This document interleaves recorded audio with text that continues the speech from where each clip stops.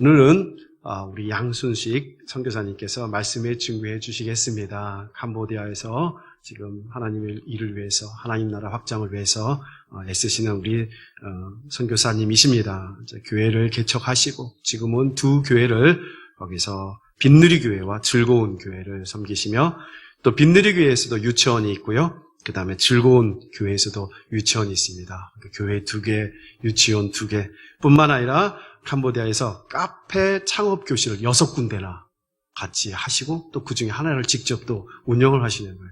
그러니까 하나님께서 귀 쓰시는 우리 양순식 선교사님, 오늘 말씀을 들을 텐데요, 마음의 문을 열고 하나님의 풍성한 은혜를 맛보시는 여러분이 되기를 주님의 이름으로 소망합니다. 우리 목사님 나오시겠습니다.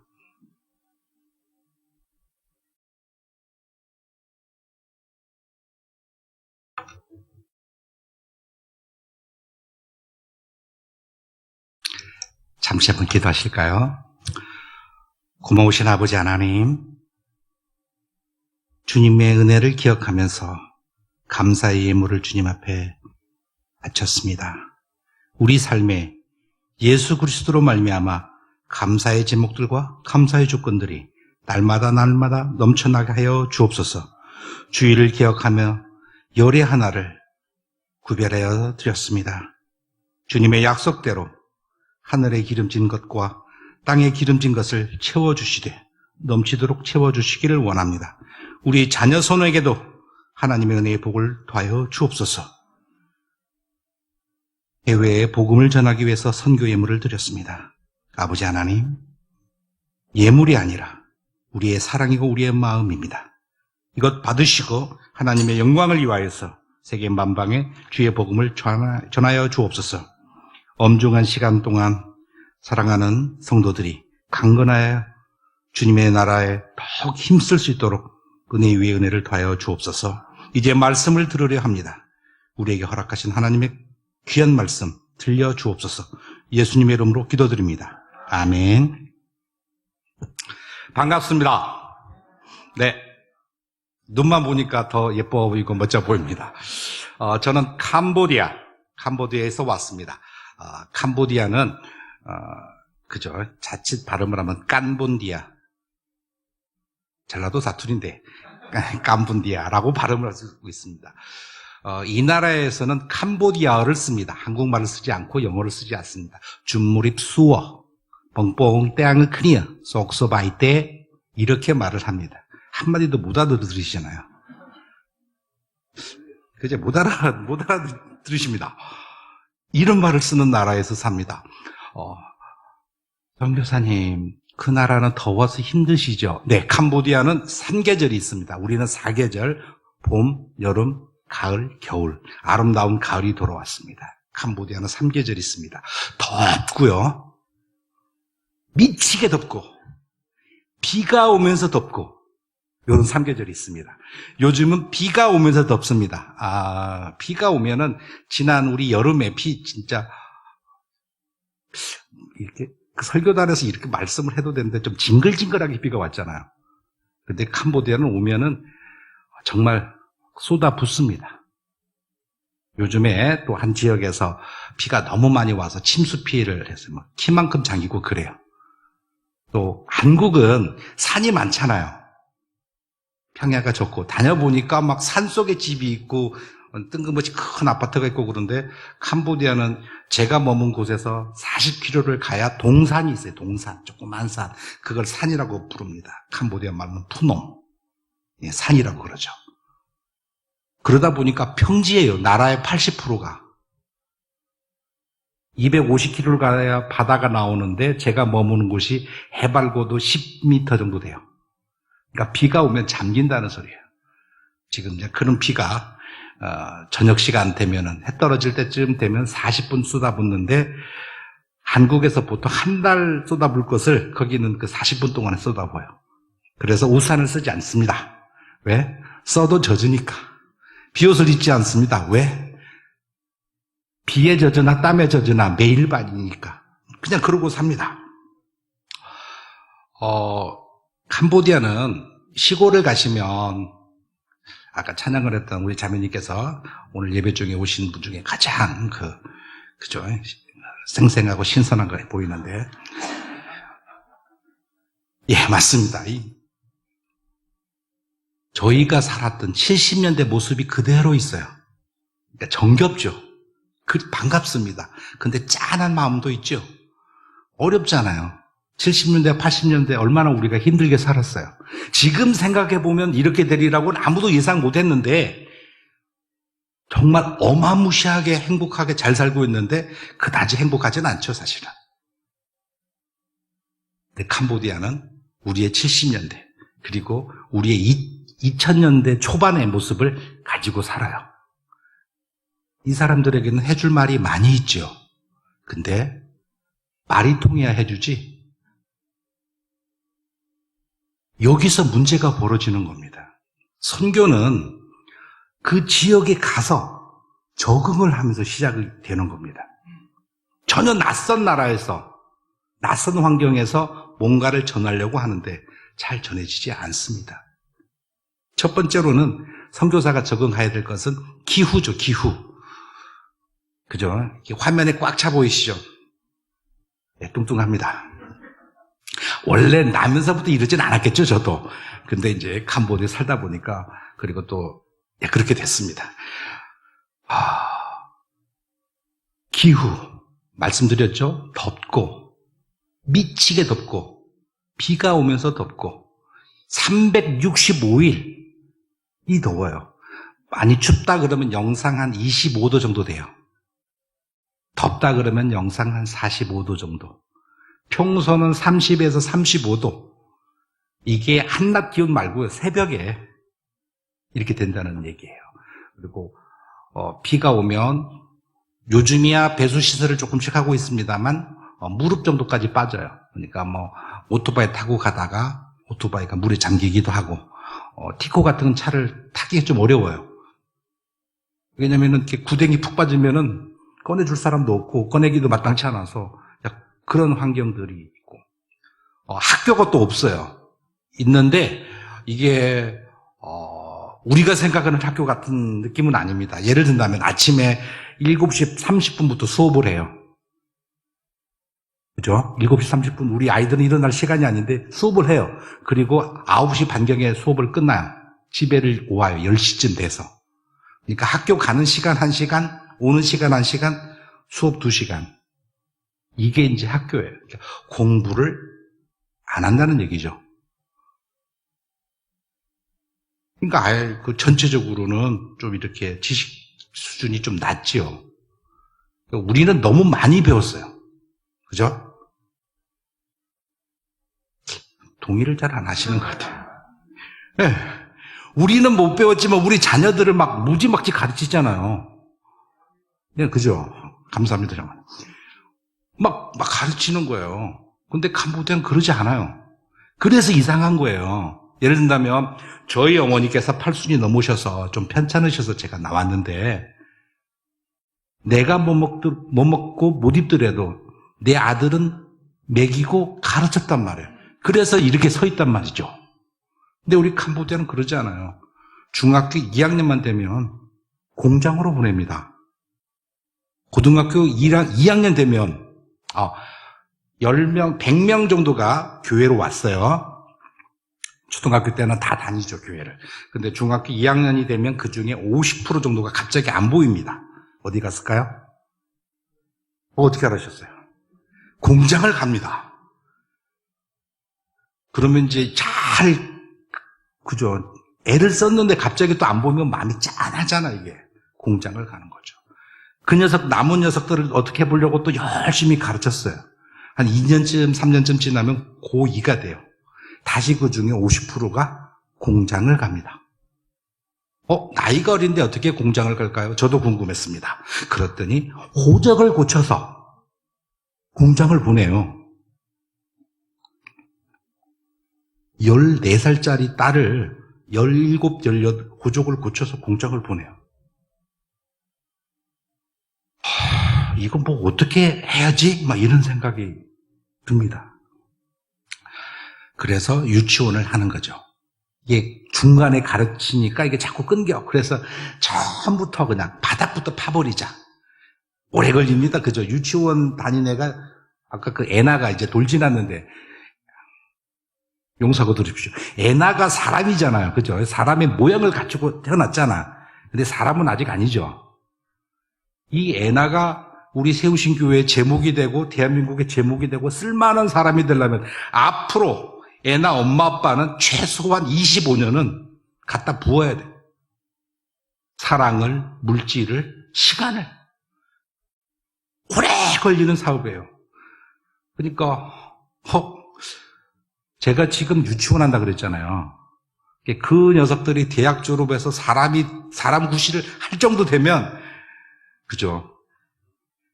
그때까지 제가 살지 몰라. 이런 상황이 벌어지는 거예요. 그렇다고 우리가 안 해야 됩니까?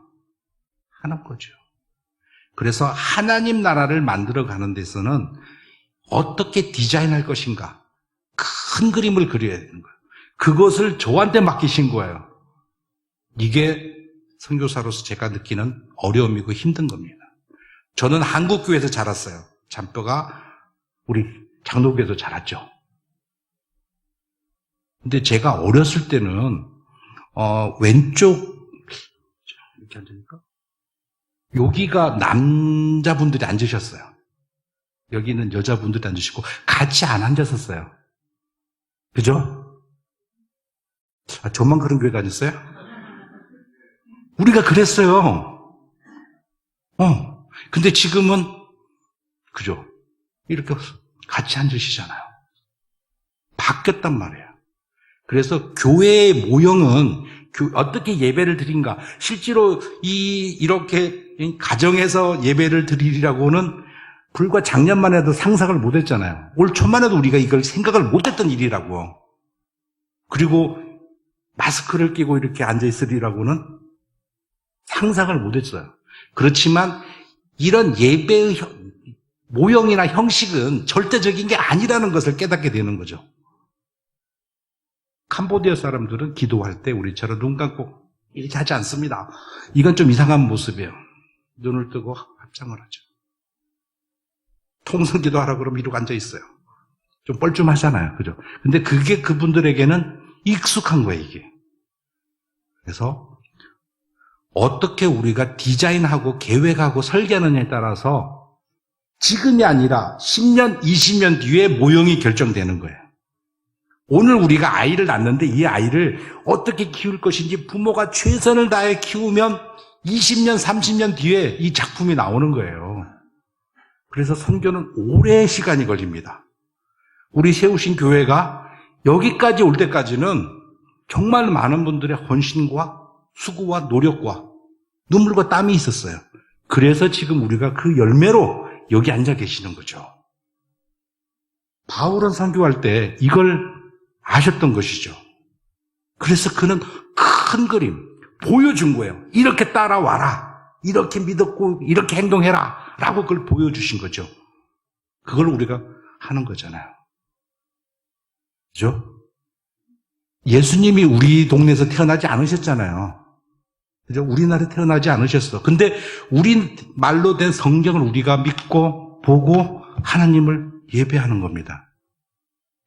캄보디아에도 그와 같이 여러분들이 기도해 주셨고 여러분들이 헌금해 주셨어요.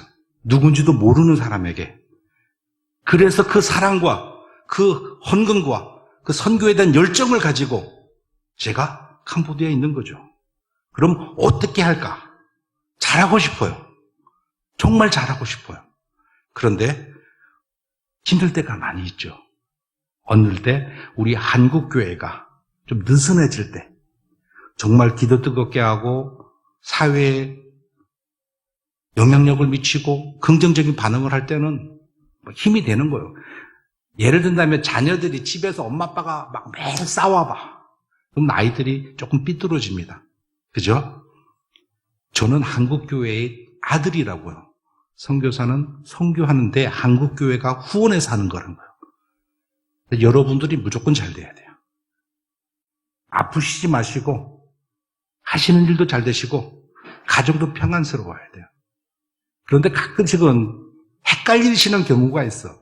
누구 닮아 그랬니? 자녀들에게.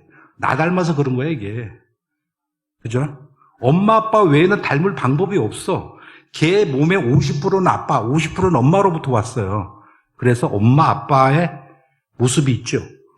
조금 좋은 모습이면, 아이고, 나 닮아서 그래. 맞아요, 그것도. 조금 부족한 모습이야. 누구 닮아 그러니? 나 닮아 그렇다니까요. 우리 세우신 교회가 여러분도 동일한 거예요. 우리가 세우신 교회의 멤버라고. 그러니까 밖에서 우리 세우신 교회를 대해서 쟤들은 왜 저러니? 라고 해도 그게 우리 때문에 그런 거고, 정말 저렇게 나도 한번 살아보고 싶다 말씀을 해도 우리 때문에 그런 거예요. 그럼 이제 이렇게 방법을 바꿔야 돼요. 제가 좋아하는 프로그램이 두 가지가 있는데, 우리 아이가 달라졌어요. 그 다음에 반려견. 아침에도 말씀드렸지만, 이걸 개새끼라고 말씀드릴 수는 없잖아요. 강아지. 얘들이 버릇없는 것을 고치는 강한 것이 있어요. 이렇게 보면 그분은 누굴 고쳐요? 개를 고치지 않고 주인의 행동을 먼저 고치고 수정을 시켜줘요. 영어로는 인풋이 바뀌면 아웃풋이 달라지는 거예요. 우리가 바뀌어야, 우리의 모습을 조금 바뀌어야 다른 게 나온다는 거예요. 제 모습 속에는 한국 교회가 다 들어있다 그랬잖아요. 어렸을 때도 교회를 다녔으니까. 좋은 모습도 있고 나쁜 모습도 있을 거예요. 그런데 선교지에 제가 하는 것이 다 옳을까요? 아닐 수 있다는 생각을 하게 된다는 거예요. 그래서 정말로 필요한 것만 전해주자. 웬만한 건 전해주지 말자. 혹시 모르니까. 이 생각을 하는 거죠. 그래서 봤더니 하나님 나라와 예수 그리스도밖에는 남는 게 없어요. 이게 맞는 거라는 거죠. 두 번째는 캄보디아는 굉장히 여립니다. 어려요. 전체 국민의 평균 연령이 21세밖에 안 돼요. 국민의 대다수가 어린아이로 구성이 되어 있어요. 어른이 없다는 얘기죠. 어른이 뭐예요, 어른? 나이 많다고 어른이 아니에요. 경험도 있고 경륜도 있고 내 후손들에게 가르칠 무엇인가, 보여줄 무엇인가가 있는 사람들을 우리는 어른이라 그래요. 그런 분들 우리가 본받고 싶잖아요. 근데 나이는 있는데 자꾸 잔소리를 해. 굵은 소리를 좀 해주셔야 되는데 잔소리를 해. 그리고 한 소리 또 하고. 이런 분들 뭐라 그래요? 전문적인 용어로 꼰대. 이분들 말은 듣지 않아요. 제가 발견한 놀라운 사실은 아빠가 선교사고 목사니까 딸들한테, 저는 딸이 둘 있어요. 한빛, 양우리, 누리. 양한빛, 양우리, 누리. 딸이 둘 있다고요. 우리 누리가 이름이 하나예요, 이게. 한빛, 우리 누리. 얼마나 좋은 말을 많이 해줬겠어요. 아빠가 똑똑하고 선교사인데. 그럼 저희 딸은 이 생명의 말씀, 은혜의 말씀을 아멘으로 받아들일까요? 아니에요. 이 녀석들이 아빠 잔소리 좀 그만해. 주여. 저는 최선을 다해 굵은 소리를 했는데 애들의 귀에는 잔소리예요, 그게. 근데 신기한 건 큰딸아이 선배, 2년 선배가 와서 같은 얘기예요. 인생을 살 때는 내가 열심히 했다는 것보다 중요한 게 그걸 증명할 증명서가 필요하다. 이렇게 말을 했고, 가급적 너는 증명서를 좀 따도록 해라 라고 했는데, 아빠, 인생은 그런 게 아니야. 내가 행복했으면 됐지. 증이 뭐가 필요해. 얘는 그래서 면허증을 안 땄어요. 그러더니 선배가, 야, 내가 살아보니까 2년 선배라니까. 이 녀석이 하는 말이, 아빠, 선배님이 그러시는데 살 때는 증이 필요하대. 난 그래 지금부터 증을 따기로 했어. 네, 여러분들이 하는 대부분의 말씀들은 사실이고 진리고 사랑이죠. 근데 받아들이는 사람이 준비가 안 되면 그걸 뭐라 그런다고? 꼰대의 잔소리.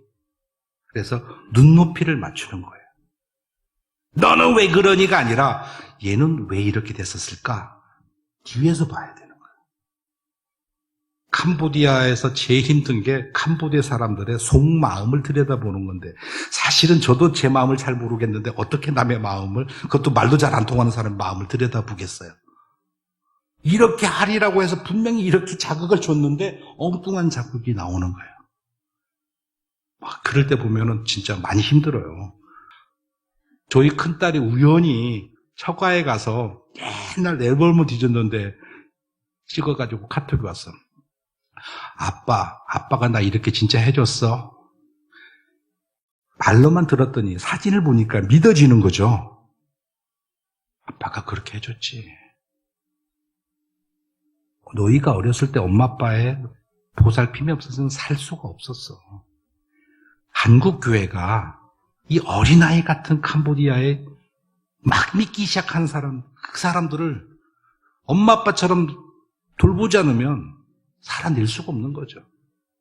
근데 이 코로나 때문에 지난 3월부터 지금까지 교회가 문을 닫았어요. 그래도 한국은 교회 문 닫으라는 소리는 않잖아. 지금 이렇게라도 예배를 드릴 수 있도록 허락해 주잖아요. 근데 이게 안 돼라고 하는 나라가 있어요. 얼마나 마음이 아파. 이제 두 돌 되는 애들이 이게 버려지고 있다는 느낌 때문에 너무 고통스럽죠. 그런데 그렇다고 포기해서는 안 되잖아요. 우리가 주일 예배 시간에 선교사들을 위해서 스쳐 지나가듯 기도하는 기도에 선교사들은 힘을 얻는 거예요. 그냥 식사하다가도 아버지 하나님, 잘 모르지만 캄보디아에 오신 그 약간 뚱뚱한 선교사님, 오늘도 밥 잘 먹을 수 있도록 축복해 주세요. 그러니까 지나가는 말로 기도해 주셔야 돼요. 아니면 선교는 영적인 전쟁이라 총탄에 맞아 쓰러져요. 감정이 피폐해지고 육체가 피곤해지고 영적인 고립이 생기는 거예요. 어제 우리 또 반가운 또 사랑하는 분들과 만나서 별로 은혜로운 얘기 별로 안 해요. 우리끼리 만나면은 우리도 이제 그 뒷담화라 그러죠. 앞담화 말고 뒷담화도 하고 막 하는데 막 이게 내가 받아들여주고 있다는 생각을 하는 거예요. 이 공동체, 이 모임에. 근데 캄보디아에서는 그걸 경험하기가 어려워요. 말이 안 되니까. 그런데 교회가 선교사를 믿어주고 기다려주면 선교사들은 끝까지 담대하게 복음을 전하는 거예요. 그래서 캄보디아 빈누리 교회가 하는 선교 사역에 반절은 여러분들 몫이라니까요. 물론 반절은 제 몫이에요. 맞아요. 그래서 우리는 얼굴을 아나 모르나 한 편인 거예요. 그래서 우리 세우신 교회는 새로운 사도행전을 계속 써가는 거예요. 이걸 내가 잘할 필요는 없어. 근데 우리가 기도하고 마음을 같이 묻으면 하나님께서는 하나님의 일을 하시는 거예요. 이 말씀만 드리고 마무리할게요. 나무를 심었어요, 나무를. 응? 나무를. 처음에는 그 젓가락 같은 나무를 심은 거야. 이파리 몇 개 달리고 뿌리도 없고 툭 심었더니 심었으니까 내가 살아주지 라고 얘들이 안 죽고 그냥 했더니 망고 몇 개를 달고 있었어요. 그 망고 몇 개를 김모 왕근 장로님께서 오셔서 따 잡수셨어요. 농부는 아닌데 농부의 마음으로 물을 주고 가꿨더니 얘가 제법 큰 나무가 됐어요. 몇 달 전에는 제법 많이 열렸어요. 이게 한광주리를 땄지요. 따면서 생각했지. 오래 오셨으면 많이 잡수셨을 텐데 그때는 아껴서 하나만 드셨거든. 내년에 오면 몇 광줄이 되는 거예요. 나무를 심어놓으면 나무는 알아서 커요. 그런데 사람은 그러지 않아요. 끊임없이 사랑을 주고 관심을 주고 북돋워야 성장하는 거예요. 아까 장로님께서 기도하셨죠? 코로나 시절은 우리 스스로들이 옆에 사람들을 돌아봐야 돼요. 얼마나 힘드니? 힘들죠. 이 말이 무슨 도움이 돼요? 근데 얼마나 힘드니? 이 함께 해주는 공감이 사람을 극단적인 선택에서 삶의 방향으로 바꾸는 힘이 있어요. 너는 하나님의 사람이야. 그 마음으로 스스로를 격려해 주세요. 우리 세우신 교회가 든든하게 서 있어야 캄보디아 양수식 선교사가 선교 바르게 할 수 있어요. 맞습니다. 우리 교회가 당면하고 있는 이 어려움들을 어렵다고만 하지 마시고 하나님께서 우리에게 뛰어넘을 새로운 도약점으로 주셨다. 믿음의 지평을 넓히셔야 돼요. 그것이 마지막 절에 이렇게 나와 있죠. 사도행전 28장 31절에 담대하게 거침없이 가르치더라. 여러분들은 한국에서 가르치고 저는 캄보디아에서 가르치고 꼭 하나님 나라의 거목들이 되기를 축원합니다. 기도하시겠습니다. 고마우신 아버지 하나님, 하나님 나라를 전파하며 주 예수 그리스도에 관한 모든 것을 담대하게 거침없이 가르치는 세우신 교회 한 분 한 분들을 주님 받아 주옵소서. 힘들고 어려울 때 낭망하여 쓰러지지 말게 하시고 혹 쓰러졌더라도 다시 일어나게 해주시기를 원합니다. 주님, 기왕에 세우신 교회를 통하여서 캄보디아 선교를 하시오매 하나님의 열매가 맺게 하여 주시기를 원합니다. 저들이 우리처럼 예수 그리스도 앞에 하나님 나라의 일꾼 되게 하여 주시기를 원합니다. 어둡고 슬프고 가난하고 죽음의 영에 짓눌린 캄보디아가 빛 대신 예수 그리스도로 말미암아 생명을 얻게 하시고 소망을 얻게 하시고 내일의 희망을 얻게 하여 주옵소서. 이제는 우리 주 예수 그리스도의 은혜와 아버지 하나님의 사랑과 성령님의 인도하시고 교통하심이 새롭게 사도행전을 써내려가는 세우신 교회의 모든 권속들 머리 위에 캄보디아 땅 하나님의 사람들 머리 위에 이제부터 영원까지 함께 계실지어다. 아멘.